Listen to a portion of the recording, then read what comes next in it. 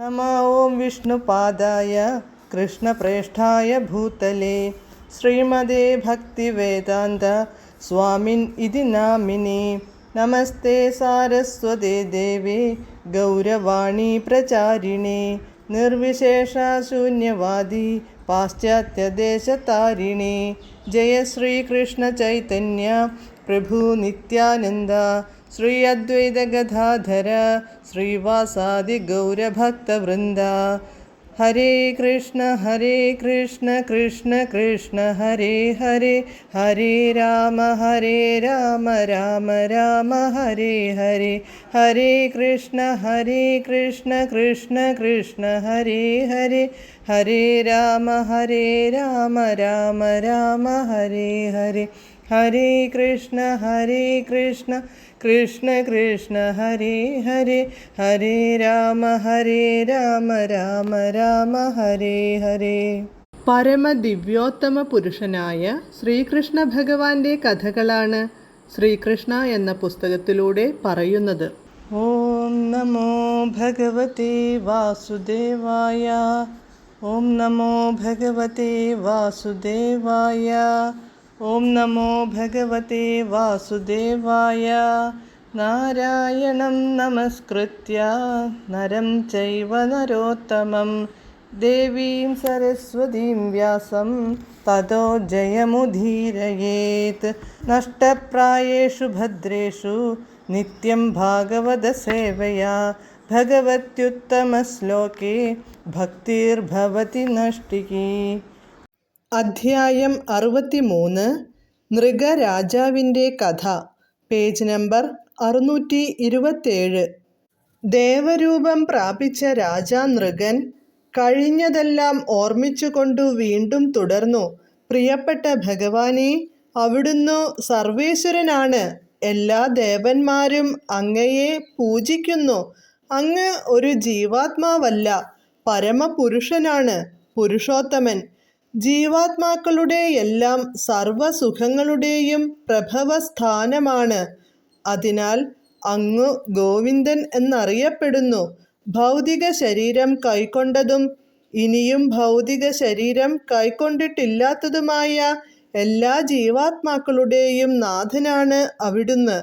ഭൗതിക ലോകത്തു വട്ടമിട്ടു കറങ്ങുന്ന മാരണങ്ങളെ പോലുള്ള ദുർമൂർത്തികളോ അഥവാ പ്രേതലോകത്തു ജീവിക്കുന്നവരോ ആണ് ഭൗതികദേഹം കൈക്കൊള്ളാത്തവർ. അതേസമയം ആധ്യാത്മിക ലോകമായ വൈകുണ്ഠത്തിൽ കഴിയുന്നവരുടേത് ഭൗതിക ഘടകങ്ങൾ കൊണ്ടു നിർമ്മിച്ച ശരീരമല്ല. ഭഗവാനേ, അവിടുന്ന് അപ്രമാദിയാണ്, സർവശ്രേഷ്ഠനാണ്, ഏറ്റവും നിർമ്മലനുമാണ്. അങ്ങ് എല്ലാവരുടെയും ഹൃദയത്തിൽ സ്ഥിതി ചെയ്യുന്നു. അങ്ങ് ജീവാത്മാക്കളുടെയെല്ലാം അഭയസ്ഥാനമായ നാരായണനാണ്. ജീവാത്മാക്കളുടെയെല്ലാം പരമനിയന്താവും അങ്ങുതന്നെ. അതുകൊണ്ടാണ് അങ്ങയെ ഋഷികേശൻ എന്നു സംബോധന ചെയ്യുന്നത്. പ്രിയപ്പെട്ട സർവേശ്വരനായ കൃഷ്ണ, അവിടുന്ന് എനിക്ക് ഈ ദേവന്റെ ശരീരം തന്നതിനാൽ എനിക്ക് ഏതെങ്കിലും സ്വർലോകങ്ങളിലേക്കു പോകേണ്ടി വരും. അതിനാൽ ഏതു രൂപത്തിൽ ഏതു ലോകത്തേക്കു മാറ്റപ്പെട്ടാലും അവിടുത്തെ പാദപദ്മങ്ങളെ ഒരിക്കലും വിസ്മരിക്കാതിരിക്കാൻ വേണ്ട അനുഗ്രഹം ദയവായി നൽകണമെന്നു പ്രാർത്ഥിക്കാൻ ഞാൻ ഈ അവസരമുപയോഗിക്കുന്നു. അങ്ങ് സർവവ്യാപിയാണ്, കാര്യകാരണങ്ങളുടെയെല്ലാം കാരണമാണവിടുന്ന്. അവിടുത്തെ കാര്യപ്രാപ്തിയും ശക്തിയും സീമാതീതമാണ്. നിരപേക്ഷ സത്യവും പരമദിവ്യോത്തമനും പരബ്രഹ്മവും അവിടുന്ന് തന്നെ. അതിനാൽ വീണ്ടും വീണ്ടും ഞാൻ അങ്ങയെ പ്രണമിക്കുന്നു.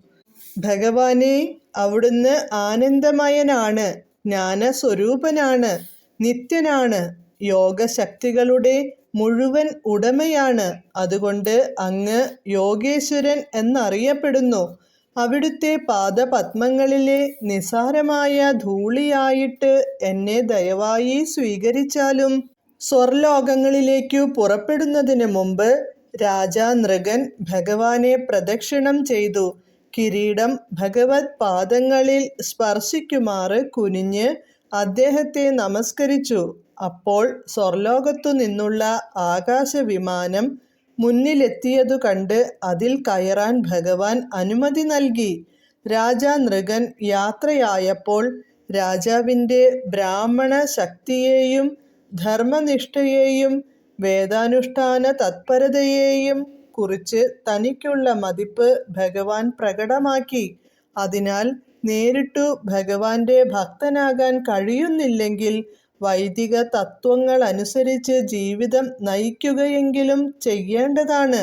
അങ്ങനെ ചെയ്താൽ ഏതെങ്കിലും ഒരു കാലത്ത് ആധ്യാത്മിക ലോകത്തേക്ക് ഉയർത്തപ്പെട്ട് പ്രത്യക്ഷമായോ അഥവാ ആധ്യാത്മിക ലോകത്തേക്ക് ഉയർത്തപ്പെടുമെന്ന് പ്രതീക്ഷിക്കാവുന്ന സ്വർലോകത്തേക്കുയർത്തപ്പെട്ട് പരോക്ഷമായോ ഭഗവാനെ ദർശിക്കാൻ സഹായകമാകും. ഈ അവസരത്തിൽ ഭഗവാൻ കൃഷ്ണൻ തൻ്റെ ബന്ധുക്കളോടൊപ്പമായിരുന്നു. അവരെല്ലാം ക്ഷത്രിയ വിഭാഗത്തിൽപ്പെട്ടവരും. രാജാ നൃഗൻ്റെ അതിവിശിഷ്ടമായ സ്വഭാവത്തിലൂടെ അവർക്ക് ജ്ഞാനം പകരാൻ വേണ്ടി ഭഗവാൻ പറഞ്ഞു, ഒരു ക്ഷത്രിയ രാജാവ് അഗ്നിയെപ്പോലെ ശക്തനും പ്രതാപിയുമാണെങ്കിൽ പോലും ഒരു ബ്രാഹ്മണന്റെ വസ്തു തട്ടിയെടുത്ത് സ്വന്തം കാര്യത്തിനു വിനിയോഗിക്കാൻ അവകാശമില്ല. എങ്കിൽ പിന്നെ ഭൗതിക ലോകത്തെ ഏറ്റവും ശക്തരെന്നു തെറ്റായി സ്വയം കരുതുന്ന സാധാരണ രാജാക്കന്മാർക്കു ബ്രാഹ്മണ സ്വത്തു കൈവശപ്പെടുത്താൻ എങ്ങനെ സാധിക്കും? ബ്രഹ്മസ്വം കൈവശപ്പെടുത്തുന്നത്ര അപകടകാരിയല്ല വിഷപാനം. കാരണം സാധാരണ വിഷത്തിന് ചികിത്സയുണ്ട്. അതിൻ്റെ അനന്തരഫലത്തിൽ നിന്നു മുക്തനാകാൻ പറ്റും. എന്നാൽ ബ്രഹ്മസ്വം തട്ടിയെടുക്കുക എന്ന വിഷപാനത്തിന് മറ്റു മരുന്നില്ല. രാജാ നൃഗൻ തന്നെ ഇതിന് പറ്റിയ ഉദാഹരണം. അദ്ദേഹം ശക്തനും ഭക്തനുമായിരുന്നു.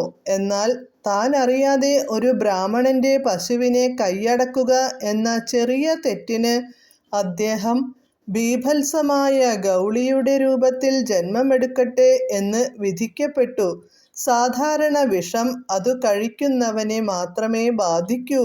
സാധാരണ അഗ്നി വെള്ളമൊഴിച്ചു കെടുത്താം. എന്നാൽ ബ്രാഹ്മണന്റെ ആധ്യാത്മിക ശക്തി കൊണ്ടു ജ്വലിപ്പിക്കുന്ന അരണി എന്ന അഗ്നിക്ക് ബ്രാഹ്മണനെ പ്രകോപിച്ചവന്റെ വംശം തന്നെ ഭസ്മമാക്കാൻ കഴിവുണ്ട്.